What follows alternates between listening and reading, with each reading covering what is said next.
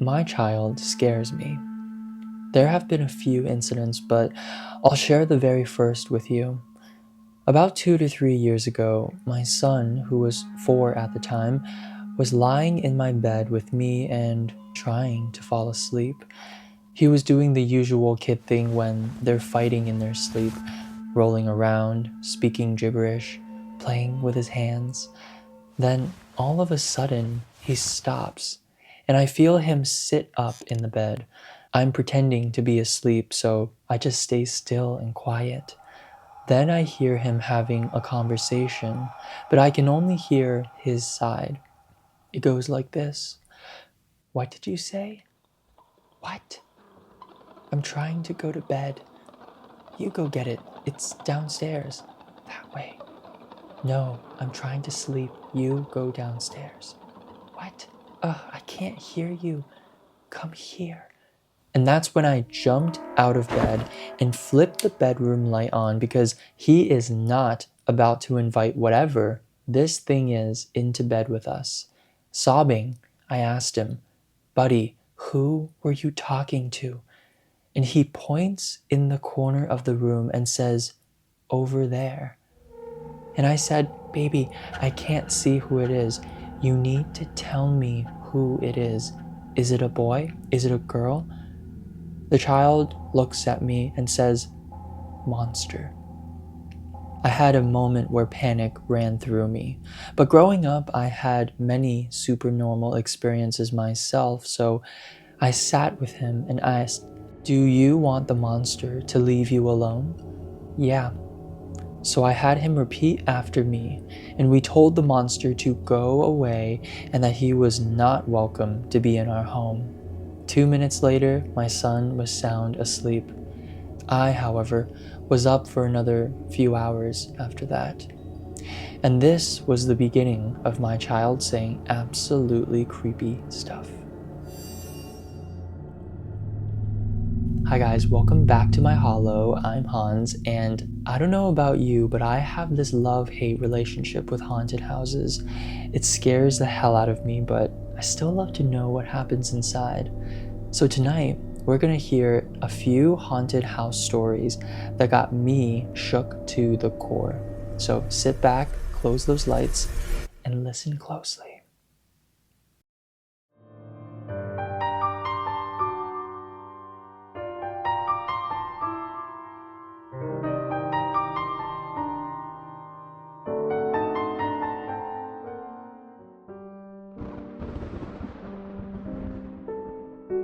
My family moved into this standard upscale suburban home after roughing it for a couple years to save up the money. We also got a deal on the home because it was a model home before it was ours. It included all the fake furniture to show off the neighborhood homes. It had this loft area with 2 stairwells that would go up to it, one in the front and one in the back.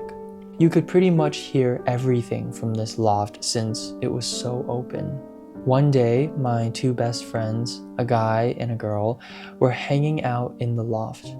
We were in high school and they were horny and always over each other. We were watching TV and they were all up on each other again. I get up to take a piss, but when I came back, they were on different sides of the couch.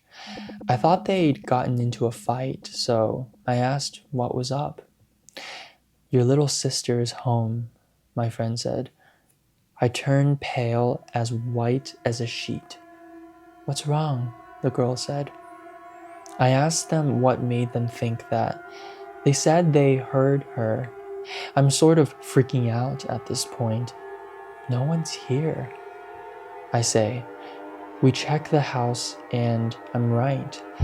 Well, it turns out that before it was a model home, a family lived there, and a little girl had been playing in the loft, but had climbed onto the railing and fell to her death below.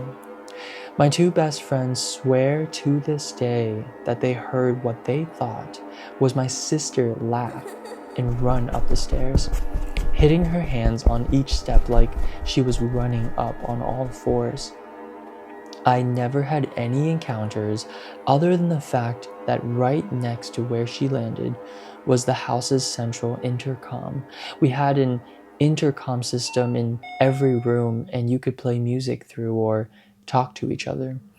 Every so often, though, at night, at the same time, you'd wake up to the intercom button being pressed and just the blank sound of static airways, like someone was holding down the button, but no one was speaking. My room was on the third floor, and I'd had to walk down to the bottom to the main unit to turn it off there. I always thought I'd see her.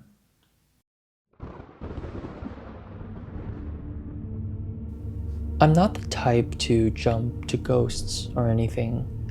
I'm the person in horror movies yelling, "It's just the pipes." But this still sits with me. And it's been almost 2 years since it happened. Back in 2022, I moved into a basement apartment in northern New Jersey. Cheap rent, nice neighborhood, close to work. The upstairs unit was owned by this older woman named Miriam. Sweet, kind of distant, but polite. She said her previous tenant left abruptly, and that most of the furniture down there belonged to him. I didn't think much of it. The place was half furnished, so I had a bed, couch, and table. The usual stuff, a little outdated but clean. No red flags, just quiet. Like, too quiet. The first weird thing was the TV. I'd come home and it would always be on. Always the same channel, some old news station playing reruns.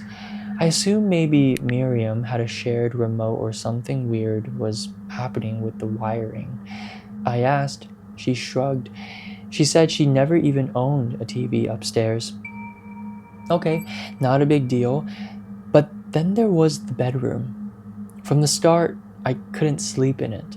Every time I tried, I'd wake up after 20 minutes drenched in sweat, heart racing like I'd been in a nightmare I couldn't remember. It happened 4 nights in a row. I gave up and started sleeping on the couch. Problem solved, or so I thought. About 3 weeks in, I noticed something subtle but unsettling. The closet door in the bedroom was always slightly open. I know I closed it. I'm weirdly OCD about that stuff. But every time I checked, it was open. Just a few inches. One night, I closed it, pushed a chair against it, and went to bed on the couch, obviously. The next morning, chairs tipped over and the closet doors open again. Still just a few inches, like someone needed to breathe. Then came the scratching. Not loud, not dramatic, just faint. Coming from the back wall of the closet, maybe once or twice a night. I checked for rodents. Nothing. I asked Miriam if there was any maintenance access back there. She gave me this strange look and said, "Not anymore." That "not anymore" really bothered me. A few days later, I came home from work. I go to unlock the basement door, which is separate to the main house, and the deadbolt is already unlocked. Now, I always lock it. I double check it. But whatever, maybe I was tired that morning. I go inside and the TV's on again. This time the volume's cranked. It's static, just white noise, blasting. I shut it off, and as I do, I catch a glimpse on the screen's reflection, a shape behind me. I whip around. No one there. Now I'm officially freaked. I decide to sleep at a friend's place that night. But before I leave, I go back into the bedroom one last time. I don't know why. Curiosity? Dumb horror movie logic? The closet door is wide open now. And inside, on the floor, is something I hadn't noticed before. A shoe. one single dirty men's sneaker, tucked into the back like it had been there for a while. I noped the hell out, didn't sleep there again. I came back with a moving crew the next morning, broad daylight, got my stuff, and just left. Miriam didn't ask why. She didn't even look surprised.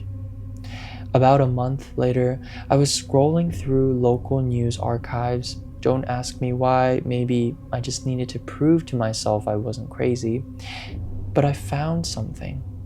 3 years before I moved in, a man named Derek had rented the basement apartment. He was reported missing by his sister. Police said he had a history of mental health issues, and it looked like he just walked out one day. Everything left behind vanished. He was never found, no foul play suspected, case still open. I moved twice since then, sleep fine now, but every now and then, when I can't fall asleep, I think about that closet, and I wonder if Derek ever really left.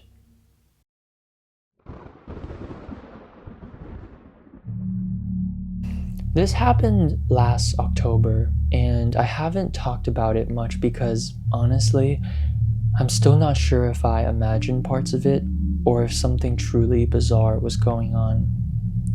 You see, my girlfriend and I booked an Airbnb in rural Pennsylvania for a long weekend. It was this old farmhouse from the 1800s, restored, cozy looking, lots of wood paneling and exposed brick. The photos made it look like a writer's retreat, isolated, quiet, perfect for the fall. We got there late on a Friday night. The host had left the key under a fake rock, and everything was smooth at first. There was a handwritten note on the kitchen counter that said, "Welcome. Please don't move the mirror in the upstairs hallway. It's original to the house." We kind of laughed at that. Like, okay, weird flex, but whatever.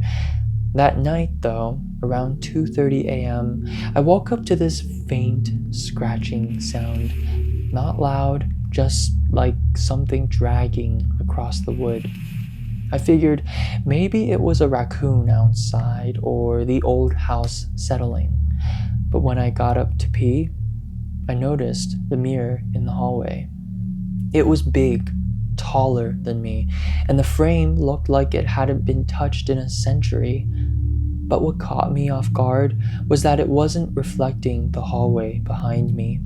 It was reflecting something else entirely. A different hallway with darker wood, no carpet runner, and I swear to God, there was a figure standing at the end of that hallway. It didn't move, just stood there. I blinked, looked behind me, nothing. Looked back at the mirror, and the figure was gone. I chalked it up to sleepiness, went back to bed, and didn't say anything to my girlfriend. I didn't want to freak her out over a dream. But the next day, she said something strange. She told me she didn't sleep well, kept feeling like someone was walking around the room, said it sounded like boots or old floorboards, which is weird because the bedroom was carpeted. That night, I couldn't fall asleep. Around 1 a.m., I went upstairs and stood in front of that mirror again. This time, the reflection showed the same hallway I was in, but no me. Like I should have been standing dead center, but the hallway was empty. Then, behind me, I heard breathing. Not loud, not growling, just a shallow human breathing. Way too close. I turned around. Nothing. Went back downstairs, heart pounding, locked the bedroom door. I didn't sleep. Around 4:30 a.m., there was this massive thud upstairs, like a piece of furniture had been pushed over. My girlfriend and I both jumped up. She was like, "What the hell was that?" I grabbed the fireplace poker and went to check. The hallway upstairs was freezing. I'm talking visible breath cold. The mirror? It was face down on the floor, smashed. I swear I didn't touch it. We hadn't gone near it. But it looked like someone or something had shoved it hard enough to knock it off the wall. And inside the shattered glass, just for a moment, I saw that same hallway again, the darker one. And this time, the figure wasn't standing. It was crawling, fast, right toward the surface, like it was trying to get through. I backed away, fast. But by next morning, we left the place. I messaged the host about the mirror, told him it must have fallen during the night. He replied within 5 minutes, just said, "Thank you for letting me know. It happens sometimes. Hope you enjoyed your stay." It happens sometimes? Now the weirdest part, the listing was taken down 2 days later. Gone. No trace of it on Airbnb anymore.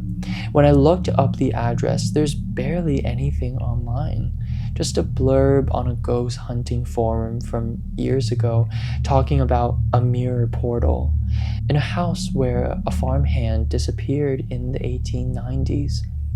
I still think about that moment, that thing crawling towards the glass. It didn't look angry or evil. It looked hungry. Those are the scary stories I have for you guys tonight. If you like what you heard, consider subscribing because we post once, twice, or even 3 times a week.